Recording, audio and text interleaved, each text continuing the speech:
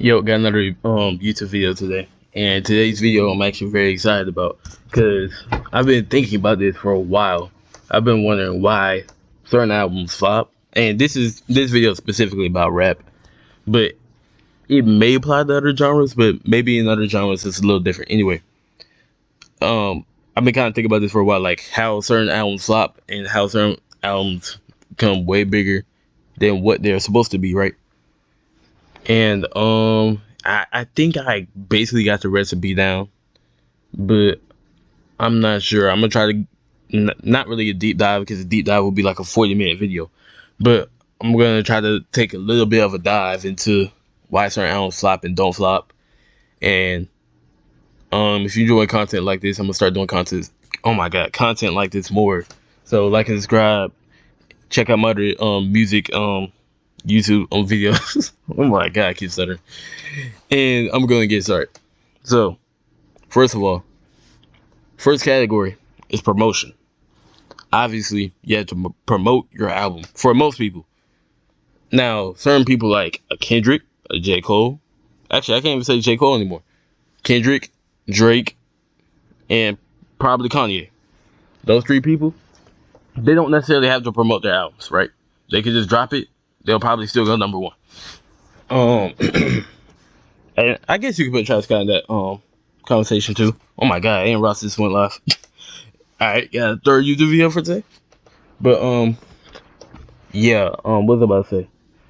Promotion goes a long way, right? Because certain rappers drop music and they don't promote it as much as they nearly should, right?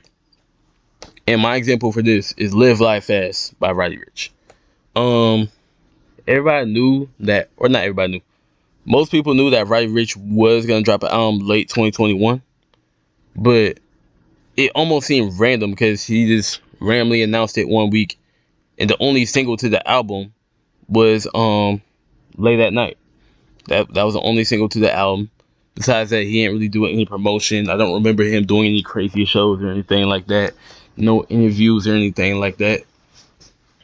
And you just gotta put your name out there before and even after you drop the album. Because if you don't, you're gonna flop. I mean, obviously, music goes a little bit into it because the music of the album wasn't great, but the fact that Roddy Ricch didn't promote it at all, like we've seen bad albums go number one, or even bad albums according to the fans, right? So I'm gonna go to Pink Tape. Pink Tape was a quote unquote bad album. However, it still went number one by a pretty wide margin. So obviously, it wasn't bad enough to the point where it wasn't gonna go number one. And that's my thing with Roddy Ricch. I feel like you see the success of Please Excuse Me to be antisocial, and you're like, Roddy Ricch's album should 100% win number one if he promoted it a different way. Second, features. Depends on what features, first of all. Because obviously, if you have a Drake feature on your album or something like that, that's automatically gonna boost your album sales, right? And the feature thing doesn't even work necessarily 100% of the time. But the song with features, like I would say 80% of the time, are usually going to be some of the most streamed songs on your album. I can't name an example like straight off the top of my head of a feature literally like putting the album on the map. Like maybe you could say Kanye West with Bible by 5 Foreign. Because even though 5 Foreign didn't necessarily, even though Bible by 5 Foreign didn't necessarily sell well, a lot of attention was put on the album based off Kanye being on the album. A lot of people probably would not have listened to that album if Kanye West wasn't on it, if Kanye West wasn't promoting it, if Kanye West didn't executive produce it.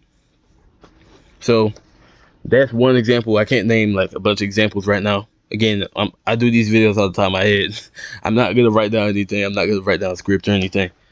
But features do matter. Not like as much as like a promotion. Promotion matters a lot.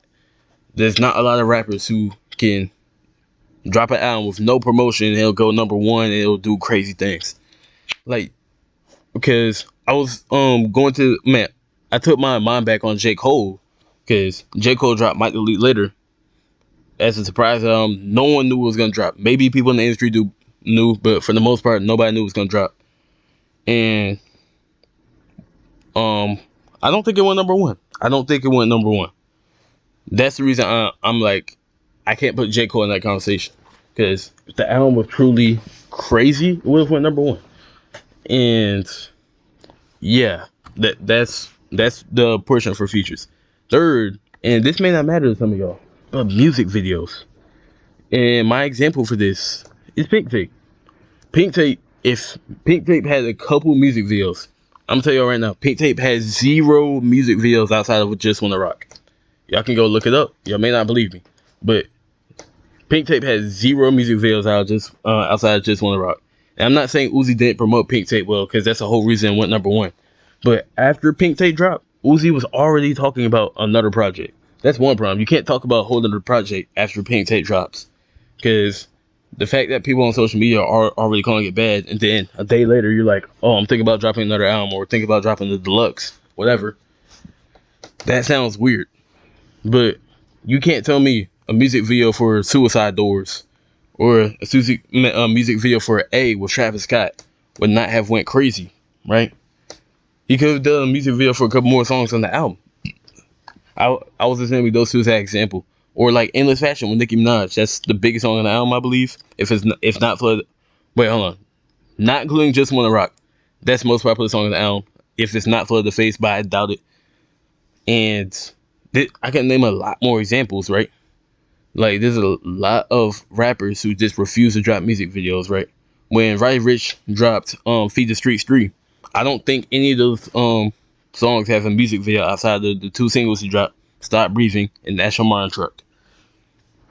And music videos go a long way, because first of all, the blog pages are gonna repost them. If the music video is good, it's gonna get a lot of attention on its own.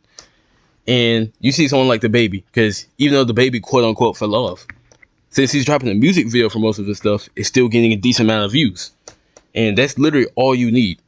Don't drop a music video for a bad song, but for the more popular songs in the album, you need to drop a music video for it, so people could actually like re-listen to the album. It's almost just a way of re-listening to the album, like a couple weeks after the album drops. Oh, here's a music video. Oh yeah, this song's so good, I'm gonna go back to the album, right? So that's the third portion. 4 is having people like streamers, influencers, stuff like that, kind of like promote your album, or like just being with them in general, so you can be in the news and stuff like that. And not every rapper wants to do that, I get it, but Kai Cenat, the week Pink Tape dropped, he literally FaceTime Uzi, talking about like track lists, talking about like features and stuff like that. I could have actually put that in the video, but I was too lazy. Then obviously he reacted to the album. Like, you got people like Kai Cenat and Ross listening to the album. That alone gets you views. Gets you plays and streams on the album, stuff like that. That's very important. Or like a 21 Savage, doing a stream with A and Ross and Kai Cenat in the same week after American Dream drop. That's why I said promotion after the album matters too. Cause like, let's say you even drop an album and don't go on tour after. If you drop an album and don't go on tour after, that can be fine. But having a tour right after would amplify the amount of streams you get, for sure.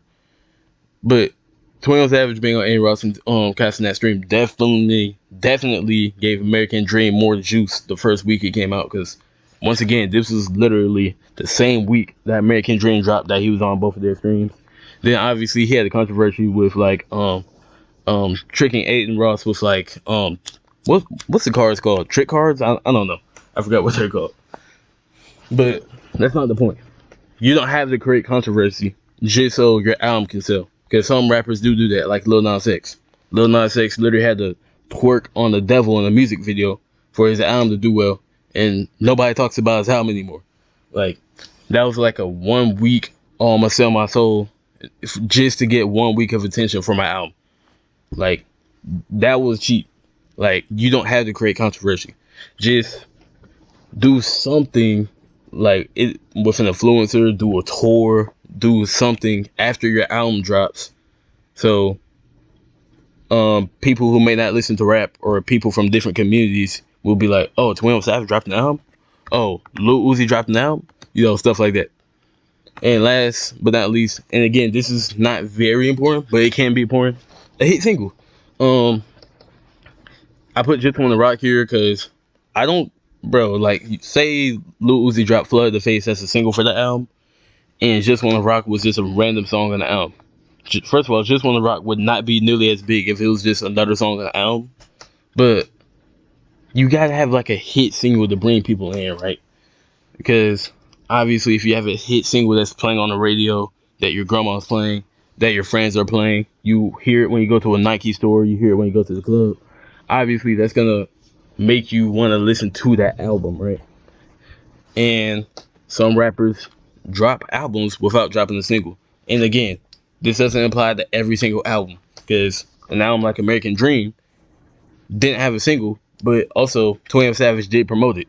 He had that little fake movie thing. He had a couple other things going with American Dream, and everybody was just waiting on 21 Savage to drop an album anyway. And that's another thing that I kind of want to get into. Having your fans wait years for an album, it is obviously a strategy, but you have to be at least a B-tier artist to do that, because obviously Playboi Carti is the main culprit of this. You can even say Lil Uzi a little bit. But Playboi Carti hasn't dropped the album since 2020, but he's one of the biggest rappers out right now, just because he stays in the mix. He keeps dropping singles and stuff like that. And they don't even necessarily have to be hit singles. Like, just drop a single that's good enough to, like, oh yeah, Playboi Carti dropped tight shit with Future and Travis Scott. It's one of the hardest songs on We Don't Trust You. Like, it doesn't even have to be like a crazy single, like a God's Plan type of single. Know what I'm saying? But singles do matter for sure. And I feel like if you combine everything I said in this YouTube video and put it into one, you're gonna have an album that does well. Another album that didn't have a single on it, barely had any music videos, but did well, was Heroes and Villains, right? First of all, Metro Boomin didn't drop an album in forever. That's definitely one of the reasons it got a lot of attention. But also had great features like Travis, Future, Thug, Don Toliver, more. Had all those great features. The week that the album came out, he did like a little comic book feature reveal thing, which was fire. He was on all this stuff, right? That's promotion, right? That's literally promotion. What he did, the comic book thing, was literally promotion on its own, right? He did eventually drop a couple music videos, like I said, but it wasn't enough for me to be like, oh yeah, he's definitely trying to get people's attention. Now, I can't name a single album that went with like 3 of these things I said that still didn't do well, right? Because you could go to like something like Hall of Fame 2.0 by Polo G, because he had a pretty good single with Smooth Criminal, and I want to say with that, he made the mistake of not staying in the news, not staying in the loop, because he dropped Smooth Criminal like a good 2 months before he dropped Hall of Fame 2.0, and he basically didn't promote Hall of Fame 2.0 after he dropped Smooth Criminal, because he revealed the track list, but that's pretty much all he did after that. And he did have like a decent amount of music videos for Hall of Fame 2.0, but again, I just think he had to do more. He didn't really promote it. He didn't really